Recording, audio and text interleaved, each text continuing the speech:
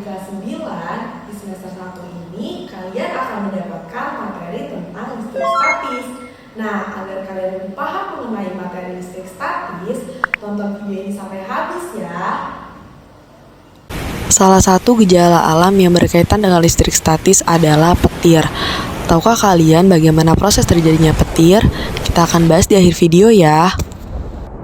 Oke, sebelum kita mempelajari lebih lanjut tentang listrik statis, nah konsep dasar yang harus kalian pahami adalah tentang atom. Oke, jadi atom itu adalah partikel terkecil dari suatu unsur. Nah, atom itu dia ada dua bagian nih.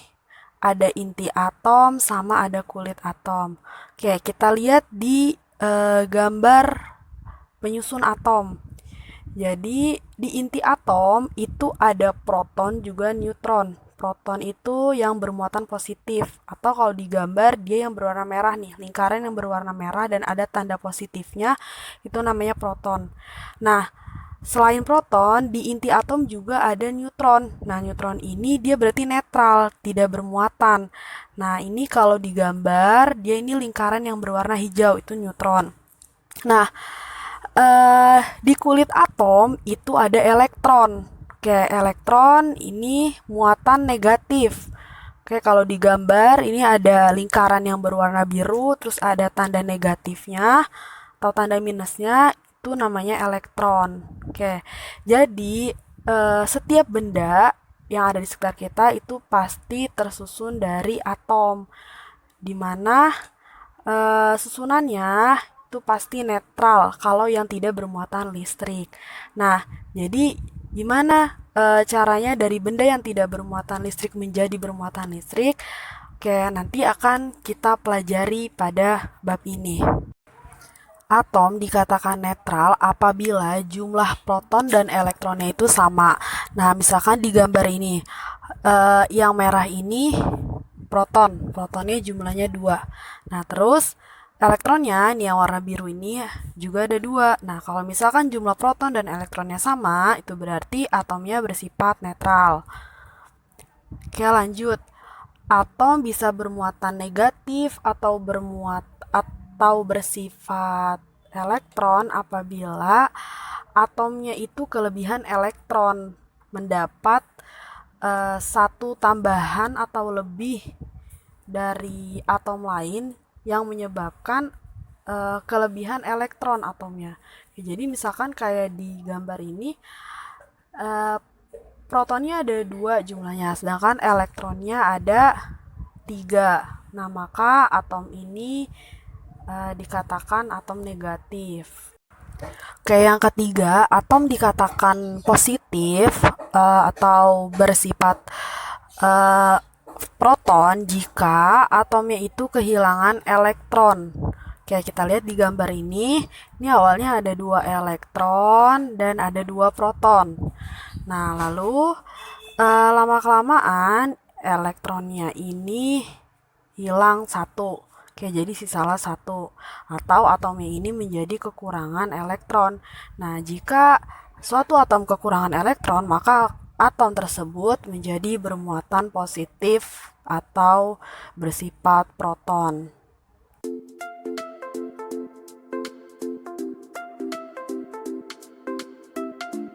Oke, jadi di sini ada balon, terus ada sweater yang berbahan dasar kain wol, dan juga di sini ada dinding. Nah, ketiganya baik balon, sweater dan juga dinding awalnya ini muatannya netral. Jumlah elektron dan juga protonnya itu sama. Oke, atau jumlah muatan negatif sama positifnya itu sama. Nah, apa yang akan terjadi jika balon yang kuning ini kita gosokkan ke sweater yang berbahan dasar kain wol ini? Oke, pertama kita tambahkan dulu ya balonnya. Jadi ada 2. Ini sama nih, muatannya sama-sama netral. Oke, coba dari yang balon kuning dulu. Balon yang kuning ini kita gosokkan ke sweater. Kita gosokkan. Nah, apa yang akan terjadi? Nah, ternyata muatan negatif atau elektron yang ada di kain wol itu berpindah ke balon. Jadi balon kuning ini dia kelebihan elektron. Nah, apa yang akan terjadi? Oke, nah ini balon kuningnya ini akan mendekat. Akan mendekat dengan si sweaternya. Karena apa? Karena di sini balonnya ini dia kelebihan elektron sehingga balonnya dikatakan bermuatan negatif atau bersifat elektron, dan sweaternya ini dia kekurangan elektron atau dikatakan dia bersifat positif atau bersifat proton. Nah, jadi karena antara balon kuning dengan sweater ini muatan yang banyaknya, yang jumlahnya banyak ini berbeda, maka akan menghasilkan interaksi tarik-menarik. Di balon kuning ini kan muatan negatifnya lebih banyak, di sweater ini muatan positifnya lebih banyak. Nah, karena muatannya berbeda, jadi tarik-menarik. Oke, coba kalau misalkan balon hijaunya juga kita deketin nih ke sweater. Oke, kalau udah kita lihat apa sih interaksinya sama balon kuning. Oh, ternyata tolak menolak. Kenapa bisa tolak menolak? Karena baik balon hijau maupun balon kuning itu kan kedua-duanya dia bermuatan negatif. Karena di sini dia kelebihan elektron. Balon hijau kelebihan elektron, balon kuning juga kelebihan elektron. Jadi karena kedua-duanya dia bersifat negatif dan ini negatif, jadi kan sama. Maka kedua-duanya interaksinya menjadi tolak menolak. Kayak kalau dideketin tuh, ya dideketin dia menolak gitu. Kayak sekarang kalau misalkan nih balon kuningnya kita deketin ke tembok. Nah, apa yang akan terjadi? Nah pada saat didekatkan ke tembok, ternyata muatan negatif yang ada di tembok dia menjadi menjauh. Awalnya kan posisinya ada di posisi awalnya seperti ini ya. Nah, pada saat didekatkan dengan balon kuning, muatan negatifnya jadi menjauh. Kenapa? Karena balon kuning ini kan dia sifatnya negatif ya, atau bersifat elektron. Nah, karena dia kelebihan elektron atau kelebihan muatan negatif, maka pada saat didekatkan dengan tembok yang muatannya netral, muatan negatif yang ada di tembok itu menjadi menjauh. Karena kan dia sama-sama negatif, jadi menjauh gitu. Kayak seperti itu. Oke, jadi berdasarkan percobaan tersebut dapat kita simpulkan bahwa jika ada dua buah benda bermuatan listrik, jika muatannya sama, maka interaksinya akan saling tolak-menolak. Dan jika muatannya berbeda, maka interaksinya akan saling tarik-menarik. Plus dengan plus, positif dengan positif, negatif dengan negatif, maka interaksinya akan tolak-menolak. Positif dengan negatif, negatif dengan positif, maka interaksinya akan saling tarik-menarik. Oke, lanjut. Nah, jika ada dua buah muatan, lalu kedua muatan tersebut saling berinteraksi, entah itu saling tarik-menarik atau tolak-menolak, maka dari kedua muatan tersebut akan timbul sebuah gaya. Nah, gayanya disebut dengan gaya Coulomb. Oke, jadi gaya Coulomb itu adalah gaya yang terjadi pada suatu muatan titik dan muatan titik lainnya yang bekerja sepanjang garis yang menghubungkan kedua muatan tersebut. Nah, di mana besarnya gaya itu akan berbanding terbalik dengan kuadrat jarak dan berbanding lurus dengan perkalian kedua muatan. Oke, di sini ada rumus gaya Coulombnya. Rumusnya F12. F12 ini maksudnya apa? Gaya yang bekerja pada muatan 1 dan 2 sama dengan K, Q1, Q2 per R12 kuadrat. Dimana K-nya itu adalah konstanta. Konstanta itu artinya ketetapan. Nilainya 9 kali 10 pangkat 9 Newton meter persegi per kolom persegi. Nah, Q-nya itu muatan. Q1 berarti muatan benda 1, Q2 berarti muatan benda 2, di mana satuannya adalah kolom. Dan R12 itu berarti jarak antara muatan 1 dan muatan 2 dikuadratkan. Oke, jadi itu rumus dari gaya Coulomb.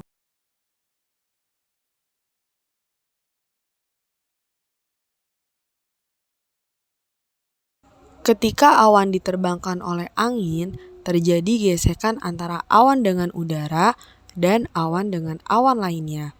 Ketika terjadi gesekan, maka bisa menyebabkan perpindahan elektron, sehingga ada sisi awan yang bermuatan positif, yaitu di bagian atas, dan sisi awan yang bermuatan negatif, yaitu di bagian bawah. Bumi pada awalnya bermuatan netral, namun ketika bagian bawah awan diisi oleh muatan negatif, maka muatan positif pada bumi akan tertarik ke bagian permukaan bumi. Ketika terjadi perbedaan muatan yang besar antara awan bagian bawah dengan permukaan bumi, akan menyebabkan loncatan elektron yang disebut dengan petir. Petir bisa menyambar bagian di permukaan bumi yang tinggi, contohnya puncak gedung, pohon yang tinggi, dan lain-lain. Nah, dari mana sih asal suara petir itu dihasilkan?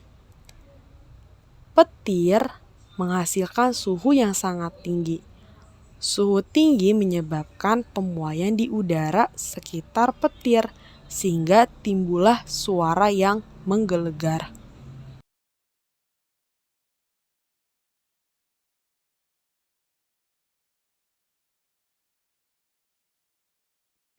Oke, soal yang pertama, 5 benda pada gambar tersebut masing-masing bermuatan listrik. A, B, C, D, E ini bermuatan listrik. Benda A dan E muatannya positif. Oke, A dan E muatannya positif. Ketika saling didekatkan, ternyata B menolak A. B menolak A. Oke, karena B dan A tolak menolak, A-nya positif, maka B-nya juga positif. C menarik B. C menarik B, berarti C-nya negatif. D menolak C, berarti D-nya negatif. Dan E menarik D. Oke, E menarik D, benar ya, karena dia muatannya beda. Pernyataan berikut yang benar adalah B bermuatan positif. Oke, benar. C dan D bermuatan negatif. Oke, benar. Option yang A benar. Oke, coba kita periksa option yang B, C, dan D. Untuk option yang B dan D bermuatan positif. Oke, salah ya. Di sini D-nya bermuatannya negatif. Terus yang C, B dan C positif. Oke, salah juga, di sini C-nya negatif. B bermuatan negatif. Nah, salah juga, di sini B muatannya positif. Jadi yang benar jawabannya adalah yang A. Oke, soal selanjutnya, gambar yang menunjukkan daun-daun elektroskop bermuatan negatif karena induksi adalah, kayak sebelum menjawab soal ini, kita harus tahu dulu nih prinsip kerja dari elektroskop itu seperti apa. Nah, di sini jadi elektroskop itu ada dua bagian ya, ada bagian kepala dan ada bagian daun. Nah, elektroskop ketika tidak didekati oleh benda yang bermuatan, maka keadaannya netral, baik di bagian kepala maupun di bagian daunnya. Nah, ketika didekatkan oleh benda yang bermuatan negatif, apa yang akan terjadi? Nah, muatan positifnya itu berkumpul semua di kepala. Jadi yang ada di bagian daun itu naik semua muatannya, muatan negatifnya. Jadi yang tersisa hanya muatan negatif. Muatan negatif yang ada di kepala itu turun ke daun. Nah, ketika di bagian daun ini berkumpul muatan negatif, maka kaki-kakinya itu akan saling menjauh. Karena kan di sini muatannya kedua-duanya negatif ya, jadi saling menjauh. Nah, kita lihat di sini option yang A, ketika didekatkan oleh muatan negatif, oke, di bagian kepalanya ini berkumpul muatan positif dan bagian daunnya itu berkumpul muatan negatif dan kakinya terbuka. Oke, berarti yang A benar. Kita cek yang B. Yang B di sini salah ya. Kenapa? Karena bagian daunnya ini tidak ada muatan. Harusnya muatan negatifnya berkumpul di daun. Bagian C kenapa salah? Nah, karena di sini di bagian daunnya juga muatan positif. Padahal muatan positifnya ini harusnya berkumpul di kepala ya. Nah, untuk yang D juga salah karena di sini ketika didekatkan oleh benda bermuatan negatif, maka di kepalanya ini harusnya berkumpulnya muatan positif, bukan muatan negatif. Oke, jadi jawaban yang benar adalah yang A.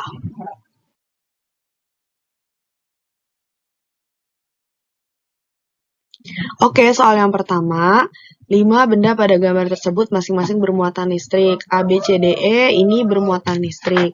Benda A dan E muatannya positif. Oke, A dan E muatannya positif.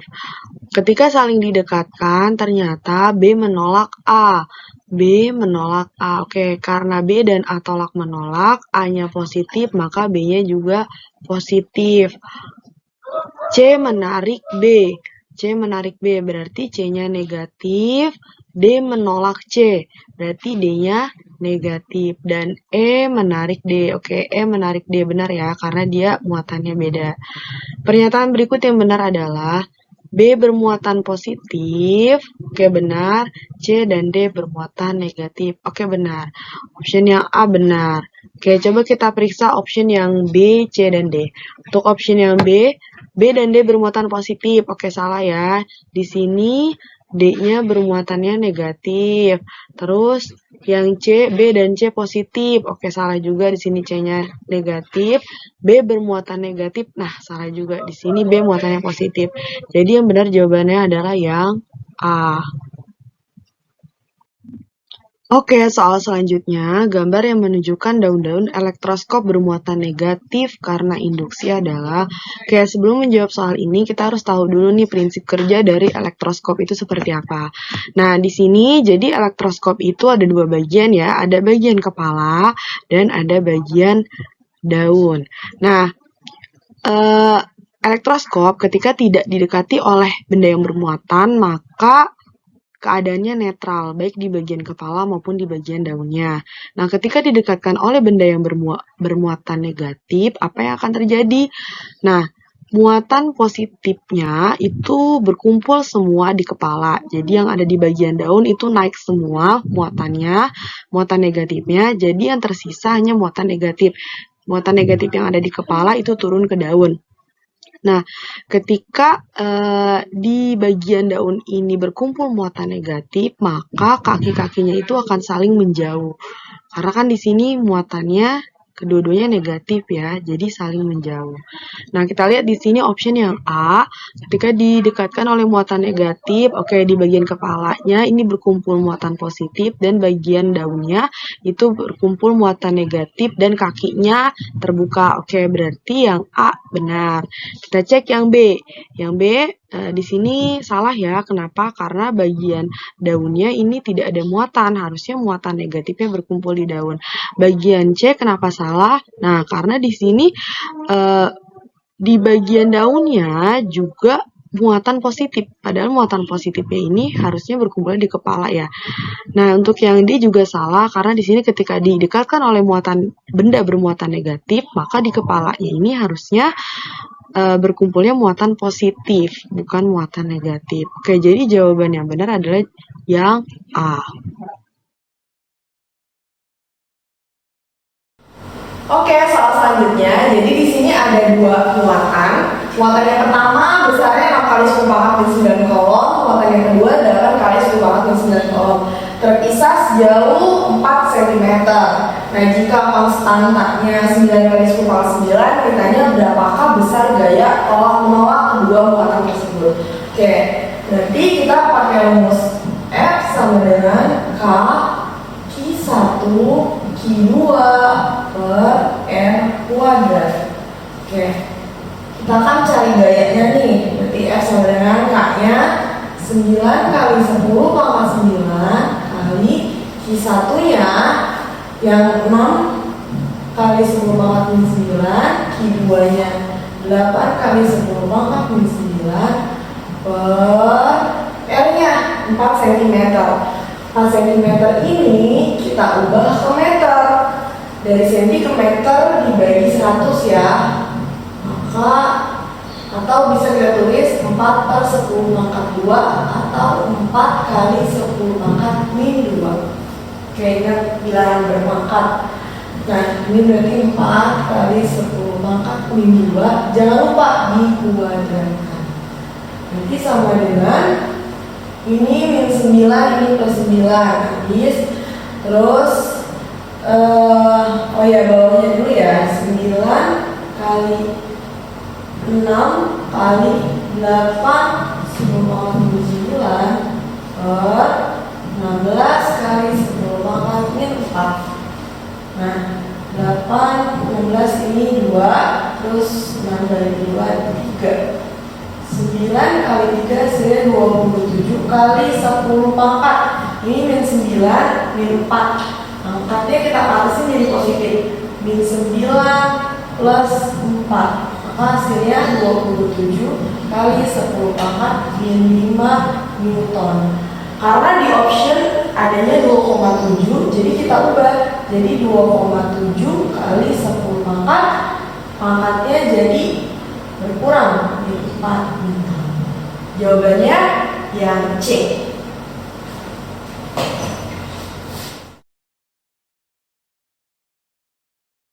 Soal selanjutnya, gaya elektrostatis di antara dua muatan titik positif adalah F ketika muatannya terpisah sejauh 0,3 meter. Jika titik muatan ini terpisah sejauh 0,1 meter, gaya elektrostatis di antara keduanya adalah jadi di sini diketahui ada gaya elektrostatis yang pertama itu besarnya F. Nah, gaya elektrostatis besarnya F ini ketika jaraknya itu 0,3 meter. Nah, ketika jaraknya diperkecil jadi 0,1 meter, gayanya jadi berapa? Oke. Nah, ingat rumusnya F sama dengan K Q1 Q2 per R kuadrat. Nah, dari rumus ini bisa kita dapat hubungan antara gaya dengan kuadrat jarak, yaitu berbanding terbalik.